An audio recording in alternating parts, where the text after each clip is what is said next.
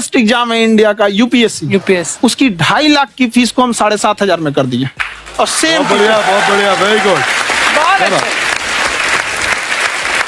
और इंडिया के सबसे बेस्ट टीचर के साथ जो भी हैं वो अपने सब्जेक्ट में उससे बेस्ट इंडिया में कोई नहीं। और इतना के बावजूद ऐसे हम लोग को लगता होगा 7,500 बहुत कम है।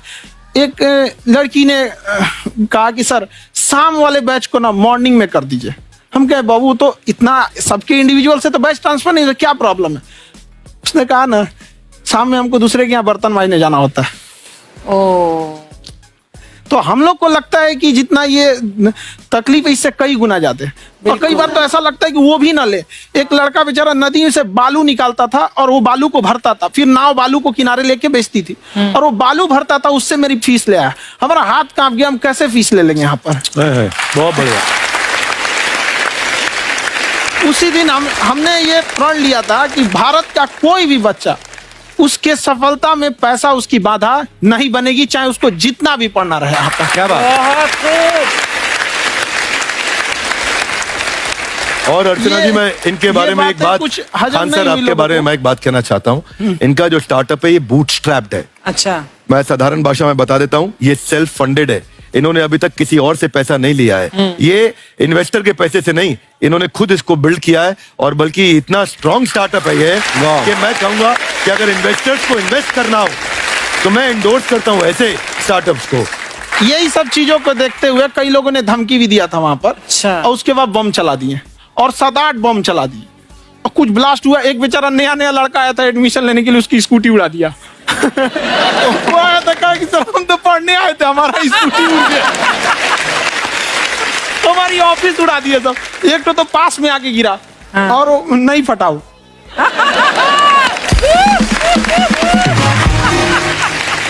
बाद में बहुत सारे लोग धमकियां दिए, लेकिन कहते हैं ना सूरज कितना भी तेज चमक ले समंदर नहीं सुखा सकता। वाह वाह वाह, क्या बात है। मैम एक्चुअली ये फीस कम करने का एक और रीजन है।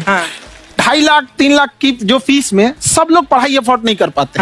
इसलिए वो कुछ ही लोग अफोर्ड कर पाते हैं, तो उनका मेंटल लेवल तो बहुत ऊपर चला जाता है। लेकिन एक पूरे देश का मेंटल लेवल थोड़ा सा स्टेबल नहीं हो पाता।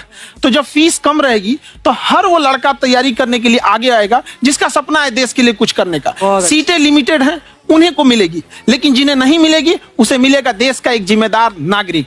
तो इस देश को बदलना। क्या बात है। हम लोग विश्व गुरु कहे जाते थे, क्यों? क्योंकि दुनिया से लोग हमारे यहाँ पढ़ने आए थे। चाइना से ह्वेनसांग आया, फायान आया, आज कोई नहीं आता है। हम लोग का उद्देश्य एक समय आएगा जो फिर आएंगे यहाँ पढ़ने के लिए। क्या बात है। पर आप देखो अर्चना जी, सबसे ज्यादा IPS IAS बिहार से निकलते हैं। आप देखो पढ़ाई लिखाई में पॉलिटिशियन बहुत बड़े बड़े निकले हैं। तो ऐसा नहीं है, हर जगह ऑप्शन भी नहीं है वहाँ पे, इंडस्ट्री नहीं है, खेती करेगा तो कोई खास वो नहीं रहे। ऑप्शन भी नहीं है, सही बात है। बिहार की मिट्टी में एक चीज है, जिद तो बहुत जबरदस्त है। कुछ भी नहीं रहेगा तो सब कुछ पाने का उसको जिद रहेगा, करके भी दिखा देगा। कर देंगे हम यहाँ पे।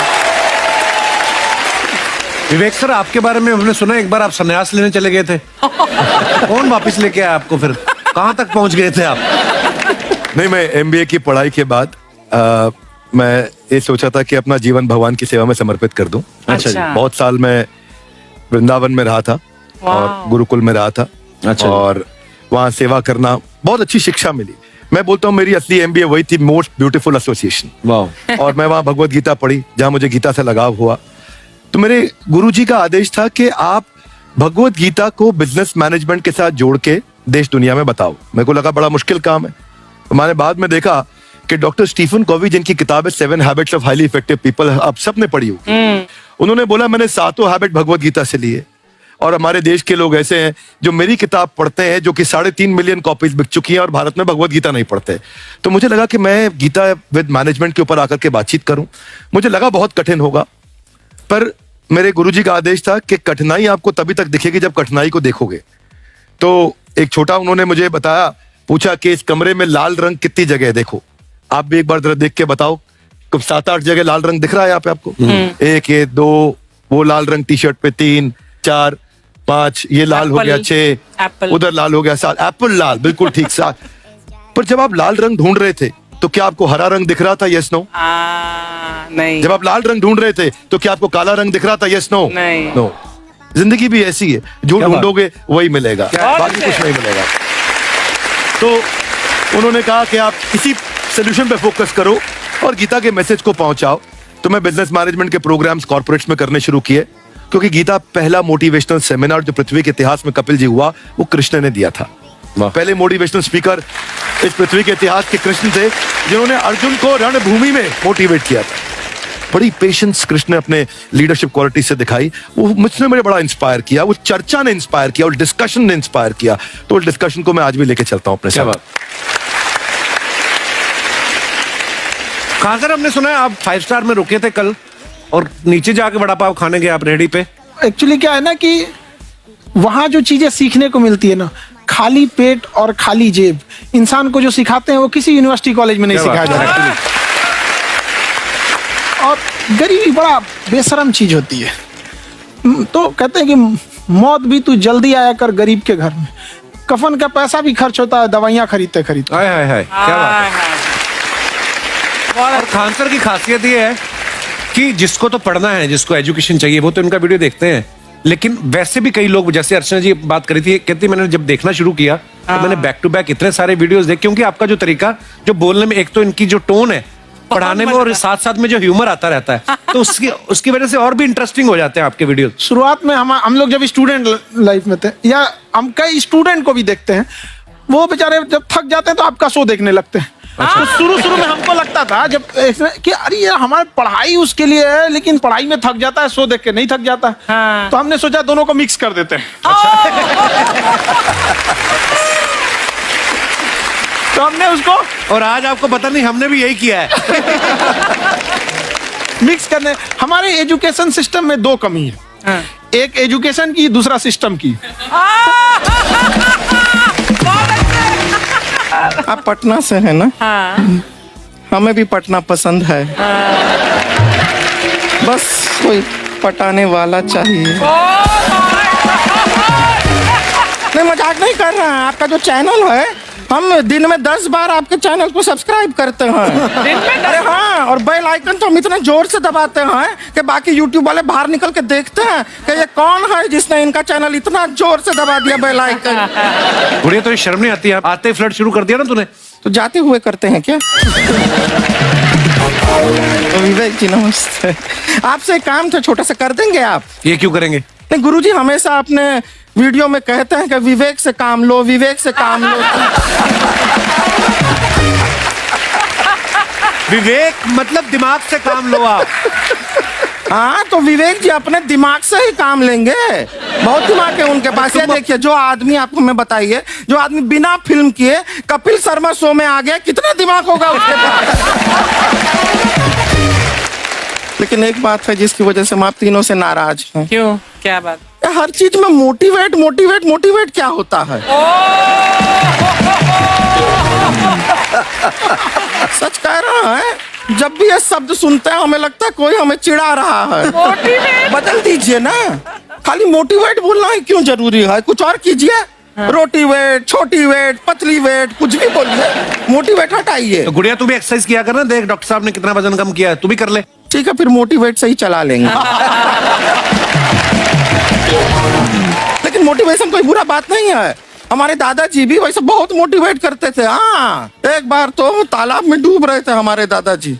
हमारे पास रस्सी भी था, ट्यूब भी था, फिर भी हम अपने दादाजी को बचा नहीं पाए। क्यों? क्योंकि हमने उनकी ओर तिनका फेंका ना, वही कहते थे डूबते को तिनका का सहारा काफी। नहीं लगा सहारा, दादाजी बुड़बुड़ बुड़बुड़ बुड़बुड़। गुड़िया, तू क्या करने आई इधर? अरे हाँ, हम क्या करने आए हैं, एक पूछना था सर। खान सर, ये जो हमारा एक चाचा का लड़का है, उसको क्या है, थोड़ा पढ़ाई में प्रॉब्लम हो रहा है। तो 12वीं का पढ़ाई आप उसको अच्छी तरह करवा के 12वीं पास करवा देंगे आप? करवा देंगे, वेरी गुड, बात कर लेते हैं। हाँ, राम सरोवर, देखो हमारा बात हो गया है। ये 10वीं जो तुमसे नहीं दिया जा रहा है ना, वो नहीं देना है।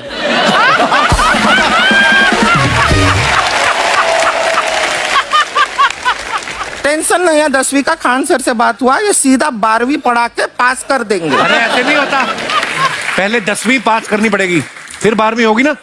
ऐसा कोई जरूरी नहीं है ये सीक्वेंस। हमारे मौसा जी थे, हाँ। उनसे ना 10वीं हुई ना 12वीं हुई, अभी 3 दिन पहले सीधा उनकी 13वीं हुई। एक्चुअली क्या है, पढ़ाई लिखाई का हमको बहुत ज्यादा नॉलेज है नहीं। गांव में पढ़े हैं ना सर, स्कूल कहाँ होते थे अर्चना जी, गांव में स्कूल नहीं था, पेड़ के नीचे पढ़ते थे हम। यहाँ तक कि हमारे पास ब्लैक बोर्ड भी नहीं था। हमारे मोहल्ले की जो भैंसिया थी उसको खड़ा करके टीचर उसके ऊपर लिख के पढ़ाती थी। मजाक नहीं कर रहे हैं। और आप तो समझ रहे हैं, अभी ब्लैक बोर्ड की एक अटैच डस्टर था ब्लैक बोर्ड का, समझ रहे हैं ऐसा, वो पीछे से आता था, लिखा हुआ मिटाता था और चला जाता था। ये तो कुछ भी नहीं है। एक बार क्या हुआ, हमारा स्कूल शुरू हुआ, शुरू होते ही 2 महीने के लिए छुट्टियां हो गई। क्यों? ब्लैक बोर्ड ने बछड़ा दिया था ना। तो वैसे आप लोग ना इतने ज्ञानी हैं, सब कुछ जानते हैं। आपसे एक टेक्निकल सवाल पूछे। एक बार ना 4 दोस्त थे, 4 दोस्त, साम दाम दंड भेद। वो डिसाइड करते हैं कि चलो एक गेम खेलते हैं, तो टीम्स बनाते हैं। तो साम दाम ने एक टीम बनाया। इस पे भेद को बहुत गुस्सा आया, पता है क्यों? क्यों? क्योंकि भेद को दंड मिलाना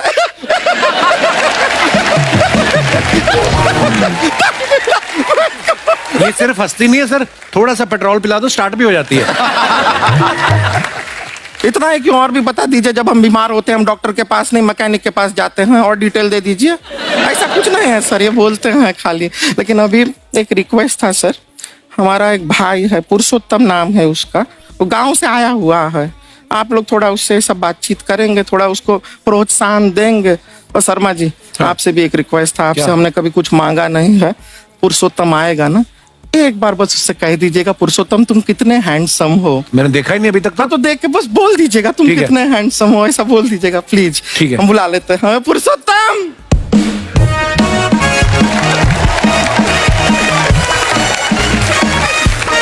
ये पुरुषोत्तम है। वाह, तेरा भाई बड़ा हैंडसम है। अरे है तो हमारे खानदान में सब हैंडसम है, ज्यादा चापलूसी करने का जरूरत नहीं है।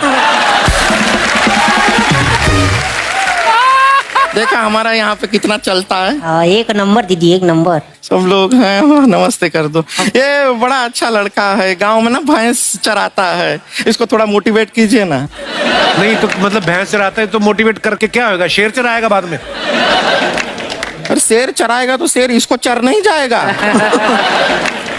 नहीं नहीं, ऐसे हम खाली कह रहे हैं, तुम्हारा चेहरा थोड़ा बकरी जैसा है ना, तो वैसे ये सब बड़े बड़े लोग हैं। इनको बताओ कहा क्या बनना चाहते हो जीवन में आगे? HR। HR। अरे वाह, देखे कोई बड़ा कंपनी में ह्यूमन रिसोर्स का काम करेगा ये। अरे HR मतलब दीदी Hrithik Roshan, tiny tin tin tiny tin tin. ना जूता पहनने का काम किया करो, जूता खाने का नहीं। काम किया है, कुछ बड़ा किया है लाइफ में? किया है ना दीदी, एक बकरी के बच्चे को बड़ा किया है। तो क्या जिराफ बना दिया बकरी के बच्चे को? अरे कुछ अलग किया है। हाँ दीदी, अलग किया है। वही बकरी का बच्चा भैंस का दूध पीने जा रहा, तो हमने उसको अलग किया है। इससे नहीं होगा, मैं रहने दो, इधर आओ। ये देखो इतना बड़ा बड़ा लोग बैठा है, इनके सामने ऐसा बातें करोगे? इनसे मिलो, इनसे मिलो। विवेक जी तो कितना मार्केट के बारे में भी जानते हैं, मार्केट का कोई सवाल पूछो इनसे। सर परसों जो है मार्केट में हमारी साइकिल गायब हो गई, आपने देखा है क्या? हमारी साइकिल गायब हुई ना, हाँ। इसलिए दिमाग से पैदल हो तुम। पैदल समझते हो? हाँ।